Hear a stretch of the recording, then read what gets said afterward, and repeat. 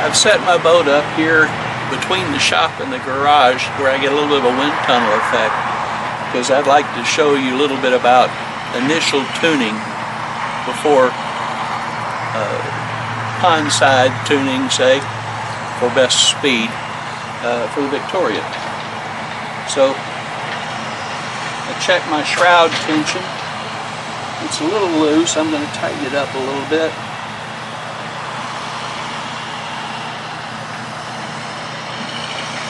Many skippers worry quite a bit about keeping the mast strictly vertical. You can do that by checking the dimensions on both sides with a tape. Some make what amount to wooden dividers so that they can see that it's upright. Okay, it's pretty tight now. And that it's got a slight, my shrouds are slightly aft, which pulls back on this part of the mast, which helps take some of the bow out that's induced by the difference between the tension in the forestay and the backstay. They don't meet up at the top of the mast in the same location. And that tends to put a bow in the center of the mast. The shrouds here aft tend to straighten it out just a little. Okay, next we check the curvature of the sail at the foot. That's about right. The wind's a little bit light now. I think I'm going to open it up just a touch here. 2 fingers is probably too much. 1 finger is not enough. That's pretty close to right. And now the jib, it's more like 8 finger. This is a little more than I'd use for average air, but this is a little bit light right now, so I'm going to stick with that. Now we check where the boom comes to. As a starting point, we want to come right, have the end of the boom point right across this break in the shear line. It pretty much does. I'm going to slack it just a tiny bit. We want the jib pointing just inside the shrouds, or a little more than 2 fingers gap between the boom and the mast. Now these settings, you may want to change them for speed. You play around to get the best speed. This is just to get you started at the pond. Now let's talk about the twist, which is controlled by the vang down here. I've got a little bit of opening here, which maybe I'll bring that down just a little. And tighten the vang just a touch. I'm going to go about a half turn.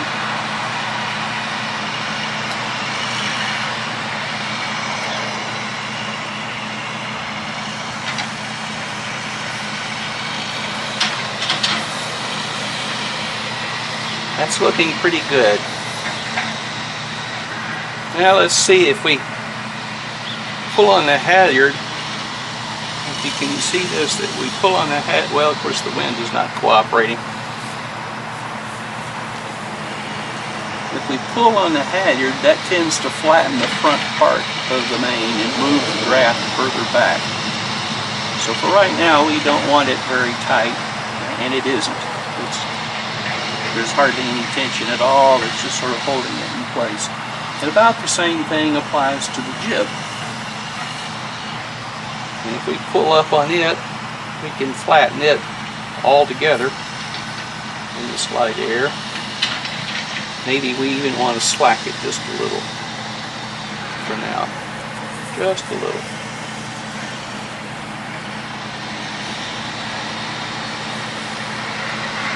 Now let me set this down here where I can show you.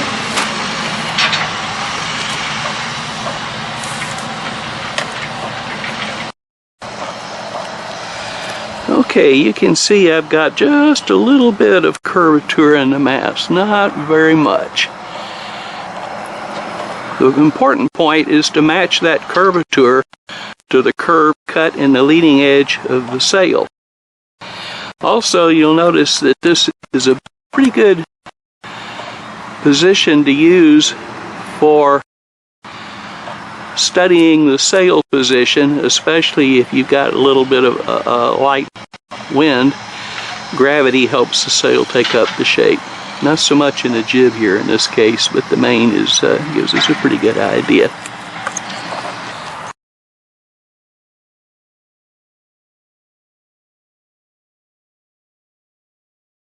The final step in tuning is to put the boat in the water and sail it hard on the wind to check the balance. This is the final step because everything else you do to the sails and the rig up until now also affects the balance. So you don't want to, you put it in the water last as the check. So what is this balance?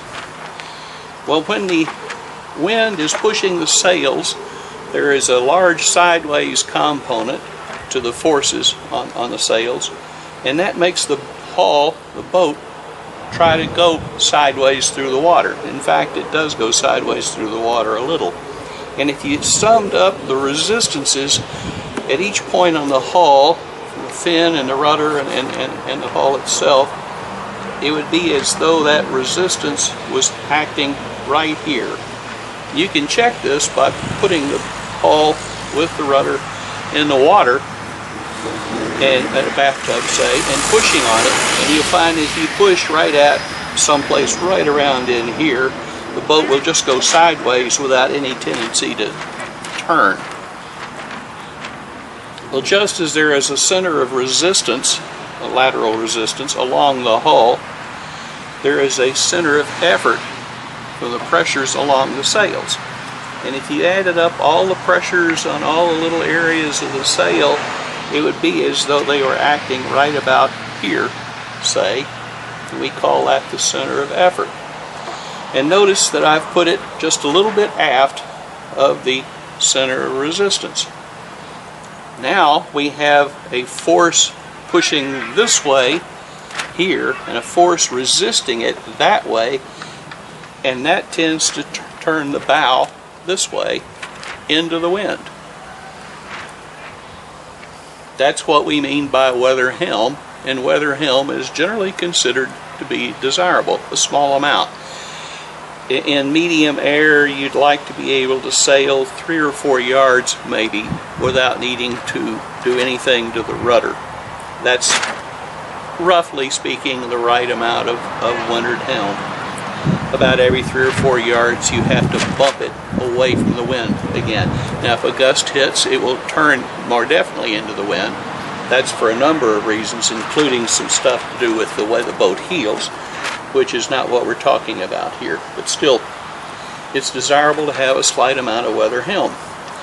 So suppose that you try it on the 2 tacks and its behavior is different on the 2 tacks. Well, that means the rudder is not balanced properly. So first, trim the rudder so that the sails behave the same on the 2 tacks. Oh, I say it's in the rudder. That's assuming that your rig is symmetrical, that the mast is vertical, the sails work the same one way as the other. If that's the case, and you certainly want that, if that's the case, then the problem is in the rudder. Adjust the rudder until the behavior is the same on both tacks, and then check to see, do you have a small amount of windward helm? If you do not, then you need to move the sails further aft. And there are 2 ways to do that, at least on some boats.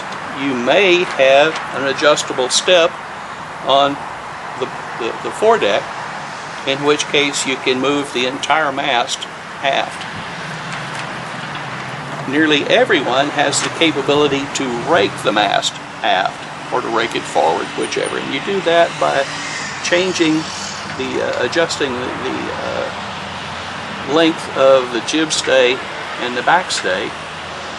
And then having done that, you then have to rework your sheeting angles Then you put it in a pond and try again. And after each round of tuning, in which if you change the way the draft in the main, or the twist in the main, or the slot, or the twist, the draft in the jib, any of these things, that will also affect the balance.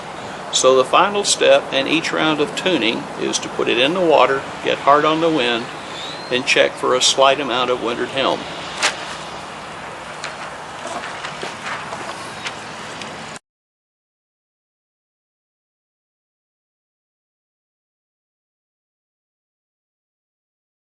Okay, so when you get to the lake on a morning of any kind, first thing you want to do is set your boat up for that day on the lake as it is when you get there. And some days you get here and there's no wind, and then it gets to be more, but you set it up every day for whatever wind there is when you start. And today, if you look around very much, you'll find there's just almost no wind. So we're going to set the boat up to sail as if there's 0 to 5, which is kind of what we're looking for today. Tuning a boat is kind of a system, and everybody does it kind of their own way, but here's what I would do as a system.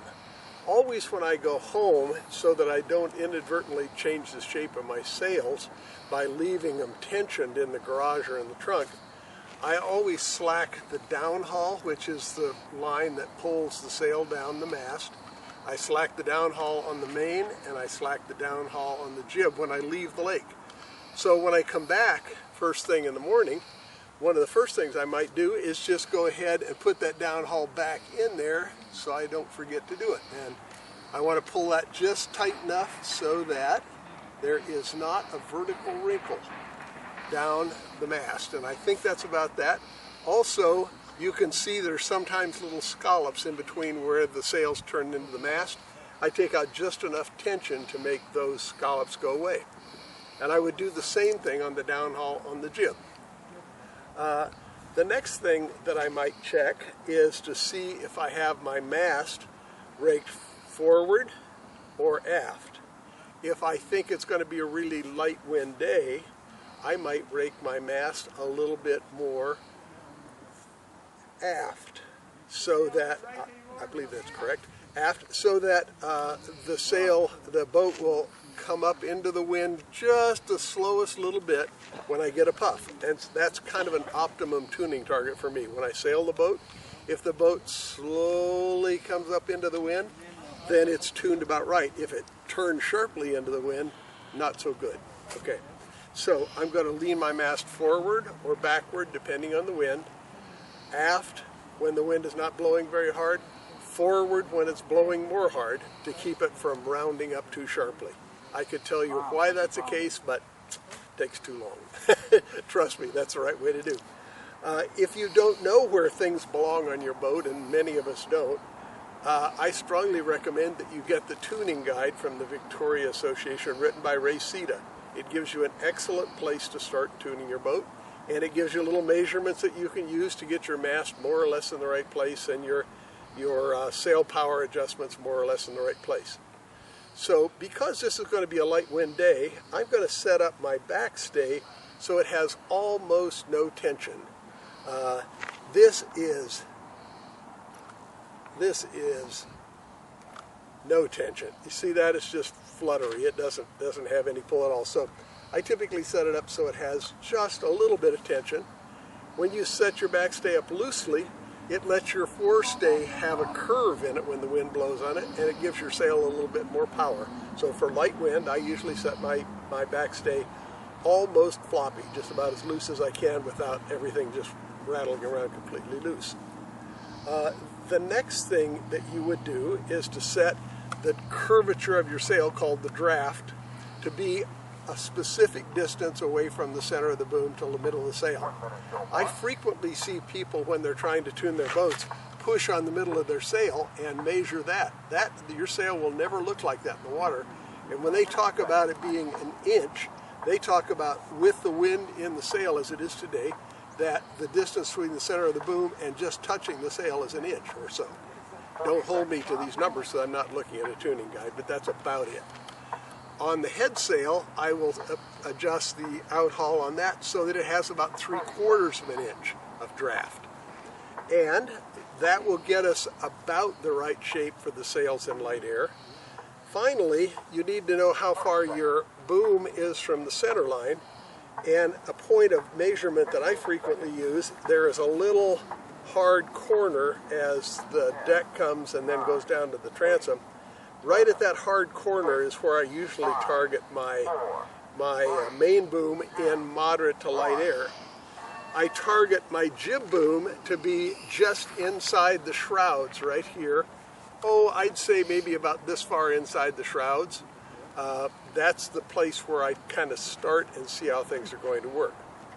At this point, I have got the mast forward or aft where I think it belongs. I have got the downhaul pulled so the scallops are out of here and there's no vertical wrinkle. The same with the jib. I have the outhaul on the main pulled taut, so I have about an inch of draft in this sail. And on the jib I have about 3/4 of an inch. I have the main boom going right over that little corner as the deck slopes down to the transom. And I have the jib about this far inside the shrouds.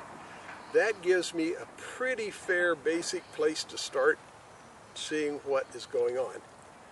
Once I have these major adjustments made, the next thing I do is put the boat in the water and hope, if it's calm enough, I give the boat a sharp push away from the launch point. And I watch that boat carefully, because sometimes your rudder will get moved a little bit one way or another, and your boat will, you can't adjust the tuning if your rudder isn't straight. So if your boat sails a straight line, good for you. If your boat curves one way or another, you go to your transmitter and you adjust the transmitter trim right or left until the boat is going away from you in a straight line. So now you've accomplished your basic get started tuning. When you put the boat in the water, the next thing you do is find some wind if there is any, and you sail it to windward and let go of your controls. Trim your sail all the way in, let go of the controls, and see if the boat slowly makes its way into the wind. If it does, you got it right the first time. If it doesn't, and you want it to turn into the wind more, you would move the sail further backward. That is, you would tilt the mast further aft. If you want it to go not into the wind as sharply, you tilt the mast forward, and the boat would then tend to more sail in a straight line or even off to leeward, which is not what you want to do. So don't do that. But if it does that, you'll need to bring the mast a little further aft. You have the backstay tension about right, so you've gone over the boat systematically and adjusted every control to optimize the shape of the sail. There's one last control I would suggest if you have a radio which will allow this. There is the ability to set a switch on your boat which will let you trim the sail slightly outboard. You probably can't see that movement, but it goes out a few degrees. On a digital radio, you can make it any number of degrees you want to. This is what you could call your power setting. When you're starting the race, you're going over the starting line, put it in power mode and sail fast for a while, and as long as there's no one right beneath your boat. And then once you get your boat moving well, you can trim it back into cruise position, and away you go, going as fast as you can go. The one thing that I did not mention, and let me turn the boat a little bit, one of the things that's important is to have the curve of the leech appropriate. If you put too much tension on this device here called a boom bang, you can cause the leech of that sail to be perfectly straight or even turned into the wind like this. That's bad. You want to have that sail have a small amount of curve, because the wind direction on the water and the wind direction at the masthead is slightly different. So to have the sail catch the wind appropriately as the wind is up off the water, you need some curve in the leech. And this is probably, my best guess is, probably about right for a leech curve. It might be a little loose, but not bad. That will also, when you're going downwind like so, it will also not allow this to sag off too much and too much air to blow out of your sail. So it keeps it kind of taut when you're going downwind and has the right amount of curve when you're going upwind, like so. I think I have just taught you everything that I know about tuning a sailboat. If anybody knows some things they could add to that, I would encourage it, and I hope they tell me, so maybe I could do better.